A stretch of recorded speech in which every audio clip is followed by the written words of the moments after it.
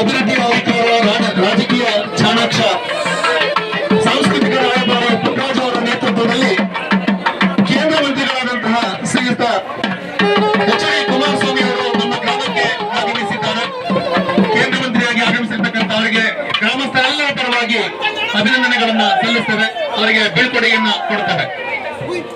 ಇಂದು H D Kumaraswamy ಮತ್ತು ಅನಿತಾ ಕುಮಾರಸ್ವಾಮಿ ಅವರ ವಿವಾಹ ವಾರ್ಷಿಕೋತ್ಸವ ಕೂಡ ಇದೆ. ಅವರಿಗೆ ಗ್ರಾಮಸ್ಥರೆಲ್ಲ ಪರವಾಗಿ ವಿವಾಹ ವಾರ್ಷಿಕೋತ್ಸವ ಬಂದಿದ್ದೀನಿ. ಅದು ಸ್ವಲ್ಪ ಸಮಸ್ಯೆಗಳು ಏನು ಅನ್ನೋದು ನಂಗೆ ಅರ್ಥ ಆಗಿದೆ.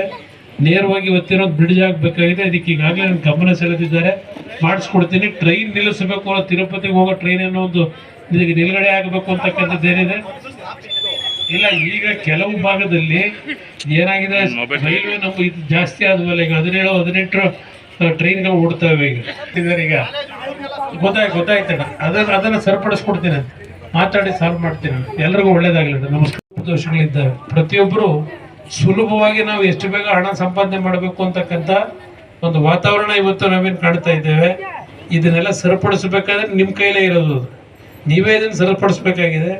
ಆ ನಿಟ್ಟಿನಲ್ಲಿ ಇವತ್ತು ಆ ಶಂಕರಾಚಾರ್ಯರು ನಮ್ಮೆಲ್ಲರಿಗೆ ಒಂದು ಉತ್ತಮವಾದಂಥ ಬದುಕಿಗೆ, ಒಳ್ಳೆಯ ಶುದ್ಧವಾದಂಥ ಪರಿಶುದ್ಧವಾದಂಥ ಮನಸ್ಸನ್ನು ಎಲ್ಲರಲ್ಲೂ ಇವತ್ತು ನೆಲೆಸ್ತಕ್ಕಂಥ ನಿಟ್ಟಿನಲ್ಲಿ ಆ ಗುರುಗಳ ಆಶೀರ್ವಾದ ನಿಮ್ಮೆಲ್ಲರ ಮೇಲೆ ಇರಲಿ ಅಂತ